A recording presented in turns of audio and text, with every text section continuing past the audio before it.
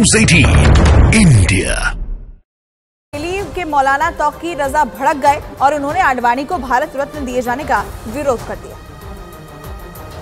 तो बड़ी खबर आपको बता दें, एक तरफ लालकृष्ण आडवाणी को भारत रत्न दिए जाने का ऐलान किया गया है, तो इस पर प्रतिक्रियाएं भी सामने आ रही हैं। कुछ लोग उन्हें बधाई दे रहे हैं, तो कुछ ऐसे भी लोग हैं जो इस पर आपत्ति जाहिर कर रहे हैं। उनको भारत रत्न इसलिए दिया जा रहा है कि उन्होंने हिंदुस्तान में बंटवारे की राजनीति की, लोगों को नाराज करने और नफरतें फैलाने की राजनीति की। उनको अगर भारत रत्न दिया जाता है तो ये भारत रत्न का अपमान है।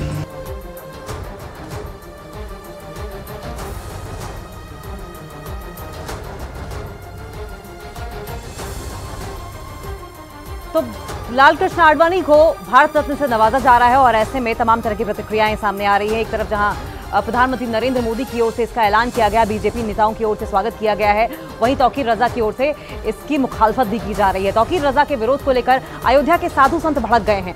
हनुमानगढ़ी के महंत राजू दास ने लालकृष्ण आडवाणी को भारत रत्न देने के ऐलान की सराहना की और तौकीर रजा पर निशाना साधा। उन्होंने उनके बयान को दंगा भड़काने वाला बयान बताया, जबकि अयोध्या संत समिति के महामंत्री पवन दास शास्त्री ने कहा कि तौकीर रजा जैसे लोग ही देश को बांटने का काम करते हैं। तो वहीं रामायणी रामशंकर ने तौकीर रजा को किराए के बयानबाज बताया है। जिस प्रकार से आडवाणी जी के बारे में अपशब्द का प्रयोग करना कि आडवाणी जी देश तोड़ने की बात की है और आज उनको भारत रत्न दिया जा रहा है। हिंदुस्तान का मुसलमान शांत है, नहीं तो जिस दिन हम लोग चाह जाएंगे उस दिन पूरे देश में दंगा हो जाएगा।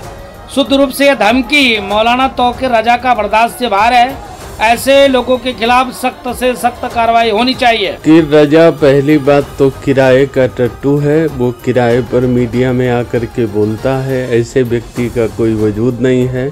और लालकृष्ण आडवाणी जो हैं वो वास्तव में भारत माँ के लाल हैं, जिन्होंने सोमनाथ से लेकर अयोध्या तक की रथ यात्रा के माध्यम से देश को जोड़ने का काम किया और अनेकों ऐसे कार्य किया जिनका जन्म पाकिस्तान में हुआ, लेकिन वो हिंदुस्तान में भारत माता की सेवा करते रहे। कि आडवाणी राम जन्मभूमि के लिए और भारत के लिए जितना काम किया है उतना बहुत बढ़िया काम किया है और वह देश को जोड़ने का काम किया है। अगर भारत रत्न उनको दिया जा रहा है तो बहुत अच्छी बात है। लालकृष्ण आडवाणी को भारत रत्न दिए जाने के ऐलान के बाद आरजेडी ने उन पर निशाना साधा। सांसद मनोज झा ने आडवाणी को मंदिर और मस्जिद विवाद का जनक बता दिया। ये सरकार का फैसला है, क्या ही कहें। लंबा प्रशासनिक अनुभव रहा है, बहुत सारे पदों पर है, इससे इनकार नहीं किया सकता। लेकिन एक और पहलू है, इस देश के 40 बरस तकरीबन 40 ईयर्स 4 दशक उस विवाद में गए हैं। हमने अपनी ऊर्जा उस विवाद में खोई है जिसके जनक थे आडवाणी जी।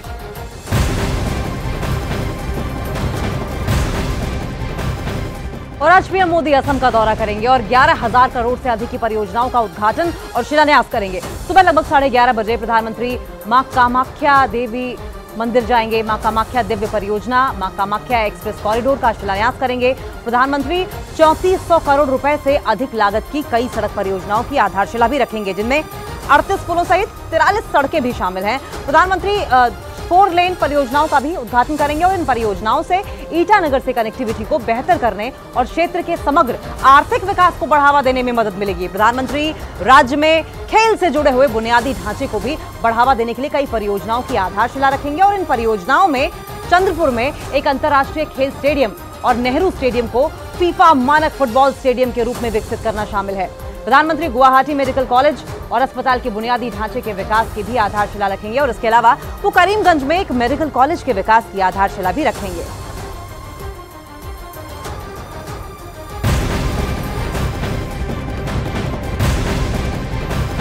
उल्लासनगर फायरिंग मामले में विधायक गणपत गायकवाड़ को उल्लासनगर कोर्ट में पेश किया गया।